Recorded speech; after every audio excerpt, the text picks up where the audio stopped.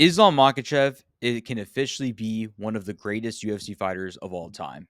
After his dominant performance over Jack Della Maddalena, which is one of the most dominant performances we've seen all year, and going up a weight class to 170 and winning 2 belts in his UFC career in 2 different weight classes, the sky's the limit for Islam Makhachev. And for him being tied with Anderson Silva for the longest winning streak in the UFC, there's a lot of steps that, he could take. But before I talk about that, if you guys can, please hit the subscribe button. And we're almost at 2,000 subscribers. So please hit that sub button and let's get into it. Islam Makhachev, from rounds 1 through 5, absolutely dominated Jack Della Maddalena.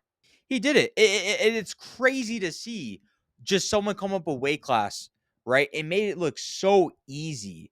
When we just saw back in May that when Bilal Muhammad, who was supposed to do what Islam did, to be honest, JDM was able to to easily win that fight. And people, I think in my opinion, people kind of got confused about that fight and maybe thought, you know what, he could do this to Islam Makhachev. But the difference is between Bilal Muhammad and Islam Makhachev as fighters. Islam's a more of an explosive fighter, and he's just a lot better on the feet. His striking over the years have gotten so much better. We've seen this guy throw leg kicks and land at absolute will. We see him knock out Volkanovski back in October of 2023. We've seen Islam Makhachev just now I outstrike a striker.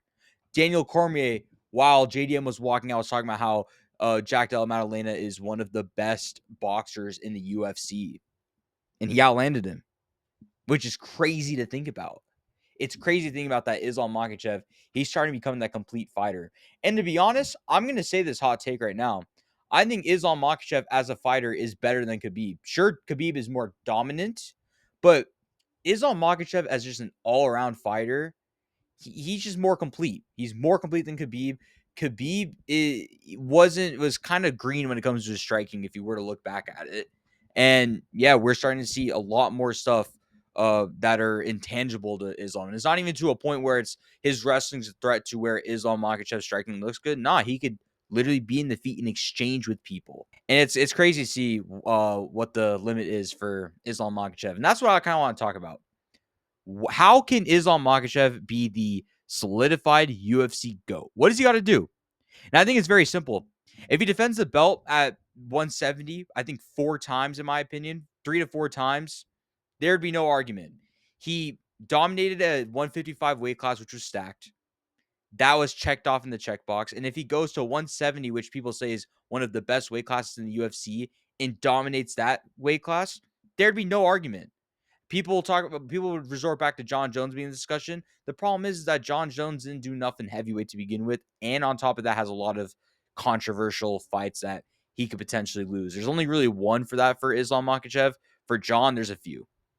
And that's the thing. The Islam arguments soon is going to be very interesting to see within the next few years. And let's kind of talk about his next steps, right? Where does he go next? He talked about UFC White House card, right? If he wins this next fight, he prolongs his UFC win streak and becomes the most amount of wins in the UFC, like in a row, I believe, with 17. So if he does that, that'll be big for him. And I think Ilya Tapiria would be the perfect person to do that. Those two that would fight each other, they're both stars in their own way. You have the people in the Middle East who really follow Islam Makhachev, and Ilya Tapiria being a lot more fan friendly in the eye as well. You'd have that audience go and watch in. And for the White House, right? And this is what I really recommend for Dana White in the UFC. This is the matchup to make as a main event. Other fighters in the option or that are in conversation to headline the UFC White House card are either out of the sport, unreliable, or is just getting too old. Alex Pereira he's 38 years old. You don't want to have this big opportunity to give to Alex Pereira when he might just fight for just a couple years and then leave. Conor McGregor has been out of the sport for who knows how long. And again, it just kind of goes to him being unreliable. And that's the next thing with John Jones. He's just unreliable as well. So I just wouldn't, like I said, any of these 3 fighters that are rumored to fight and headline the UFC White House card, I just wouldn't trust that.